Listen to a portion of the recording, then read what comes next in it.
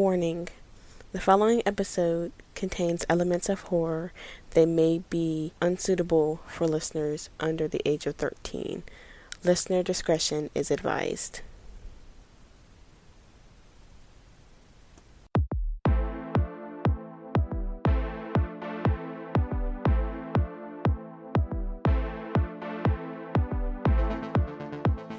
Welcome to Beyond the Bizarre, a podcast curated to all things, bizarre. My name is Brianna, and I will be sharing with you urban legends, lore, ghost stories, and more from around our planet.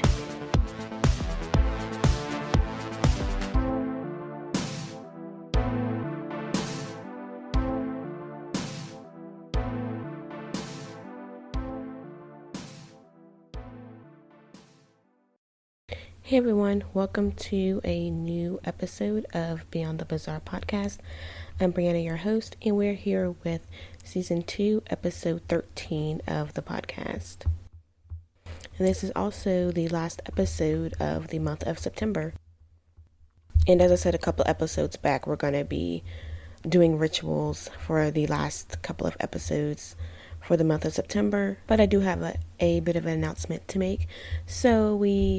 This will be our last episode, not of season 2, because of course we will be back for our Halloween special, but this will be our last episode for the next couple of weeks while we prepare our Halloween special for you guys. Similar to our 13 Nights of Frights last year, we're going to be doing something similar this year, so of course we'll make a special announcement, well in advance for you all to get ready to listen to those consecutive nights of terror. So with that being said, there won't be an episode next week, but we will be making a special announcement next week regarding our Halloween episodes.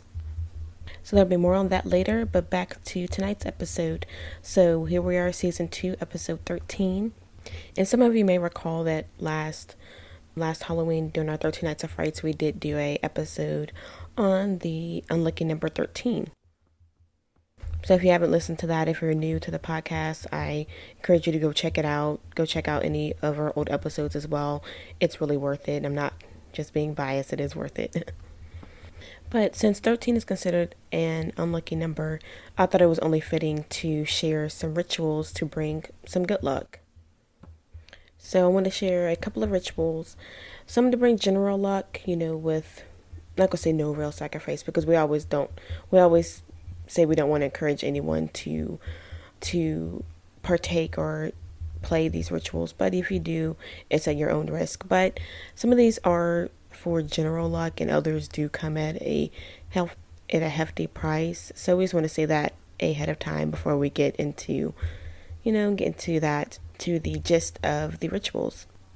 So the first ritual I would like to share, it's called the dark reflection ritual, which it kind of surrounds that old superstition, like you break a mirror, you have 7 years of bad luck, that type of thing. But in this ritual, you'll be purposely breaking the mirror to endure one evening of super bad luck.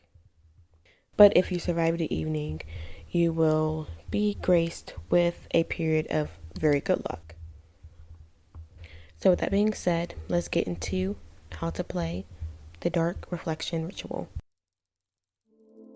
As for players, you will need at least one player. A group is suggested. Things that you will need is a mirror. It can be any size or shape. You just have to be willing to break it. So if it's a valuable one, don't break it. Bring a mirror that doesn't really matter. You will need a candle and matches or a lighter. Once you've gathered all the supplies, you're now ready to start the ritual.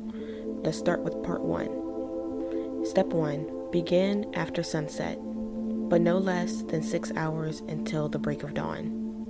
Step 2. Take the mirror that you brought with you and look at your reflection in the eye for about 3 to 5 seconds. Focus your attention on the negative energy held within the mirror. Then bring the glass up to your face and breathe on it such that the mirror fogs up. For step 3, if there's anyone else playing with you, have them repeat this step as well. Step 4, after you or the other players have successfully anointed the mirror with their breath, Take the matches or lighter and light the candle. Hold it to the mirror's surface. Step 5. Break the mirror, releasing the negative energy. Step 6. Leave the pieces broken where they are and leave the area immediately. Part 2. Once the mirror is broken, the bad luck will proceed to follow you and or the other players throughout the night. So the incidents start off small but will grow in severity as the evening goes on. So be alert, your survival depends on it. There aren't really any rules or any type of actions that you can take that will guarantee your safety or survival. So I would like to offer these pieces of advice. Stay vigilant, and if you should find yourself in any significant danger, just hold your breath as long as you can. Part 3. So should you survive the night unharmed, your luck will make an immediate turn. Your bad luck will end at the first light of dawn, and your streak of good luck will begin. You'll be more successful. People will be kinder to you. You'll have a streak of fortune. But, of course, there are some things that you should keep in mind, especially when it comes to the mirror of choice. So earlier we mentioned that it has to be one that you're willing to break, but there are other qualities of the mirror that you should also keep in mind. So first, how old is the mirror? So the older the mirror, the more negative energy it most likely has due to it holding many gazes over the years. So with it being older, it might have more negative energy, which will bring you more good fortune at the end, but the risk in part 2 will be higher, of course. So proceed with caution if you're using any type of old antique mirror. Another quality to keep in mind is, do you have a personal connection to this mirror? Is it a handheld mirror? Is it a mirror that you look at every day? If so, then this mirror will tailor your good fortune towards you. So it would keep in mind your desires, your dislikes, your likes when giving you your good fortune. And lastly, this isn't regarding the mirror, but surely you've noticed that I didn't really state a playing ground or playing field for the game. So there's no particular location that the ritual has to be performed at, but it is recommended that you do not conduct the ritual in your own home. As if you're going to be releasing negative energy, the last place you want to do that is your place of residence. And although you can play solo, it's recommended to play in a group as there is safety and strength in numbers. So if you're the only one playing, or if only one person is playing, then the negative energy that is released will only have one person to follow. Whereas if there's multiple people, it will have multiple people, and the likelihood of the ritual being successful on your end will be higher. So when you and all the players anoint the mirror with your breath in part 1 of the ritual, it connects the negative energy to you. So that's why in Act 2 it's suggested, if you find yourself in a pinch, to hold your breath as long as you can to buy you some time. But one rule that you must follow, and I mean must follow, is begin the ritual at the time specified at the beginning. So after sunset, but no less than 6 hours until dawn. Because if you begin the ritual too close to dawn, then the light from dawn will pretty much not allow the energy to manifest for the ritual to be successful. And one last thing, there's no way to stop the ritual once it's been started. So do not start the ritual unless you intend on seeing it through to the end. Now I do like this ritual because it has roots, like I said in the beginning, in the old superstition that you break a mirror, you have 7 years of bad luck. But I've heard in that same superstition that if you break a mirror, you should leave the pieces where they are for an hour and then come back and clean up every single piece, and therefore you'll have bad luck for that small window of time, but after that your luck will turn around. So the way the old urban legend, the lore that I've heard, is that when you break a mirror, if you immediately clean it up, that's what causes the 7 years of bad luck. But if you leave it there for, I think, not an hour, I actually think it's 7 hours. If you leave it there for 7 hours, then you'll have just 7 hours of bad luck, and then you'll clean it up and it'll be okay. I can't recall if I'm remembering that correctly, but I think it's an hour or 7 hours. I can't really recall, but I do like that it has kind of roots in that old superstition that many of us are familiar with.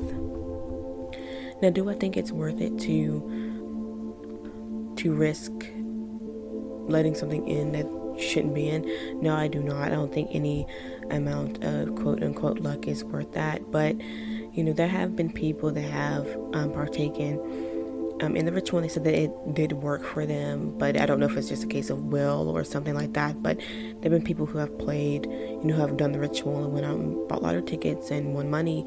So it could be just a coincidence, or it could be the ritual, who's to say. But nevertheless, it is a cool ritual. The next ritual I would like to share, it's kind of a selfless ritual.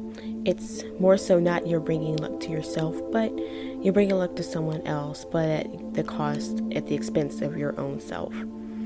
And this ritual is called Dragon's Luck.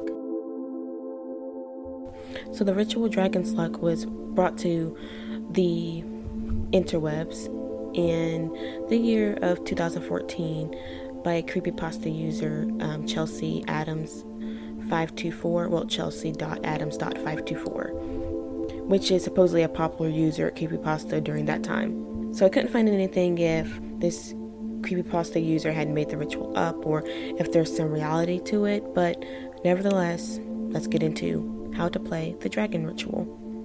Players. You only need one player for this ritual. The things that the player will need is a glass of milk, a beneficiary, which is the person that you're wanting to help, something to offer, matches and a lighter, a candle, a quiet room, a sharp object, and a safe room for you to be able to sleep. Let the ritual begin. Preparing. Begin the ritual at midnight. Gather all of your supplies and take them to the quiet room and close the door behind you. If there are any windows in the room, draw the curtains to block the light. Place the candle on a flat surface. Take the glass of milk and place it right next to the candle. Whatever your offering is, place that in front of the candle and the glass of milk. The candle, the glass of milk, and the offering should form the shape of a triangle, with the offering forming the point that is closest to you. Then, turn off all the lights in the room. Conducting the ritual. Using the matches or lighter, light the candle. Think of your beneficiary. Picture their face in your mind. Focus all of your attention on them, your affection for them. Think of all the challenges that they face in their day-to-day, and on the good fortune that you wish for them. Keeping the beneficiary in your thoughts, recite the following words out loud.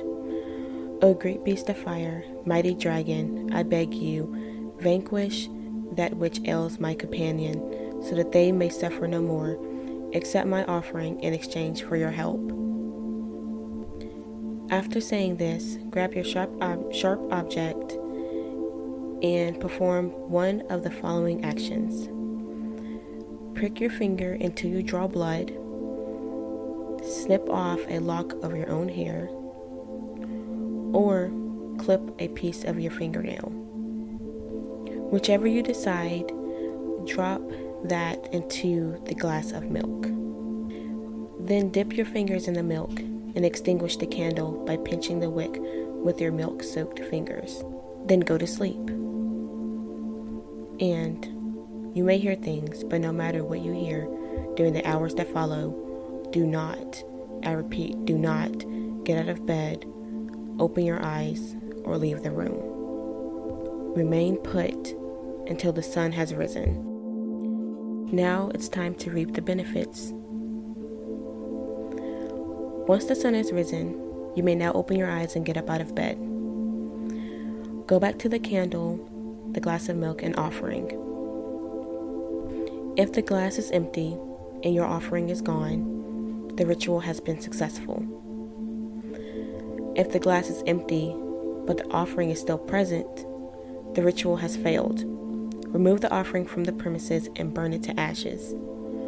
Dispose of the remains as far away as possible. If the offering is gone, but the glass is still full, the ritual has failed. Remove the glass from the premises and empty it onto the ground. Wash it thoroughly, smash it to pieces, and dispose of the remains as far away as possible. If the glass is still full and the offering is still present, the ritual has failed. Remove both the glass and the offering from the premises, and once again, empty, wash, and smash the glass and burn the offering to ashes. Dispose of the remains as far from yourself and each other as possible. It's vital, do not dispose of them in the same location. However, if the ritual is successful, the person that you've chosen to be the benefactor will experience many years of good fortune and good health. So you'll get to watch them thrive and you'll get to be happy for them. But keep in mind that your own days have been cut short. You will lose from your own life a number of years equal to those during the beneficiary experiences their good fortune.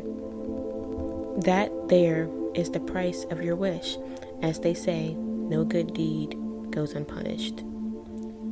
But if the ritual should fail, tread lightly from here on out and keep an eye out on the would-be beneficiary as well, as you must now live with the consequences of your bold actions, and unfortunately you may not be the only one who suffers.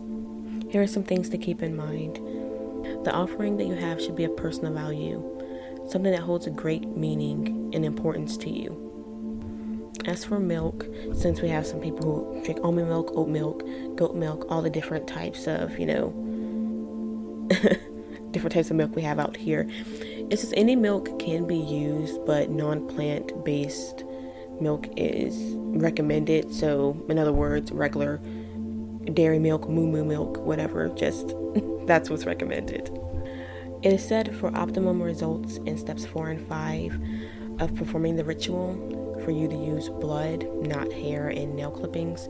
Although hair and nail clippings can be used, the strength of the ritual actually being successful greatly increases with the use of blood. But of course, if you should decide to use blood, make sure that your sharp object is sterilized and that you have the adequate supplies to properly sterilize your wound and bandage it upon the completion of that step of the ritual.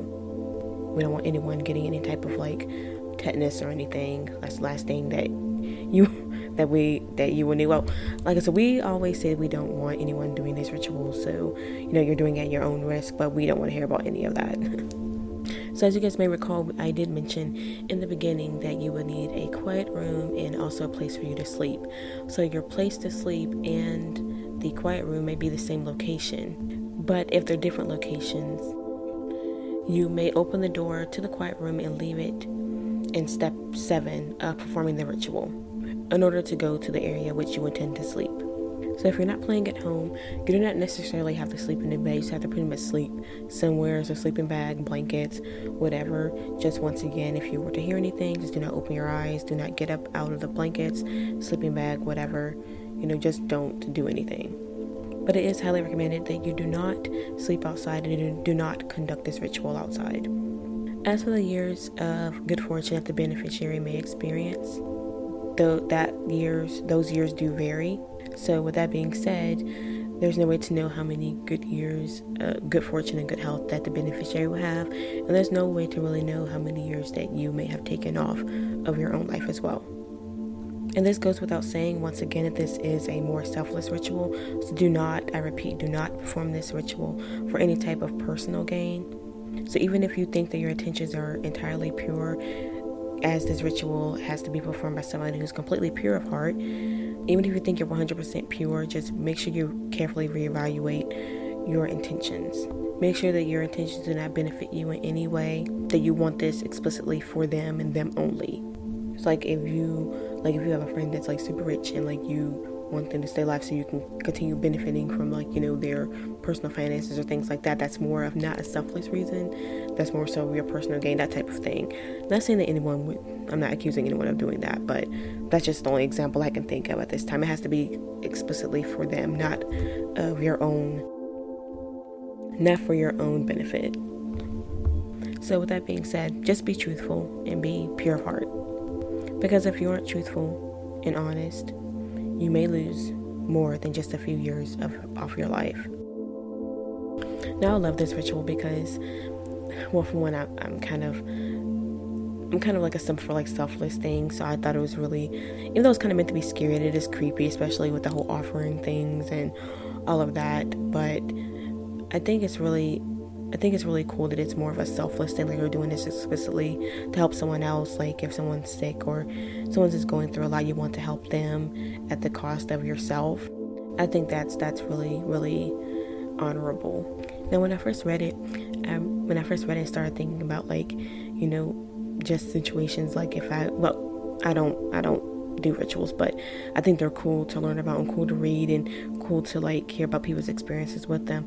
When I was reading about, like, you know, a beneficiary for this type of ritual and that would take years off your life and you're pretty much sacrificing a portion of yourself for someone, I've been watching like a lot of Supernatural lately, so I immediately went to like Sam and Dean's relationship on the show, because they're known to do that. Like, they're known to pretty much like sacrifice themselves, especially Dean, but I'm biased because I love Dean. So they're known to like do that. So I was like, you know, would this be something that they would do? But when I thought about it, I'm like, you know, I don't think that it would work for them, or if it did, it would be really negative, because now I don't know if there's any fans listening, but in my opinion, I'm not gonna say they don't love each other as brothers. I haven't finished. I'm on season 10, so I have, as of this episode, I'm on season 10. But I'm not saying they don't love each other, but I just think, like, especially like early on in the seasons, like, it's more so for their own gain, especially for Dean. Like, he doesn't want to like be alone. Family is everything to him. I don't think that would really count as being pure of heart. It would more so be for his own benefit of not being lonely. And that's actually a perfect example.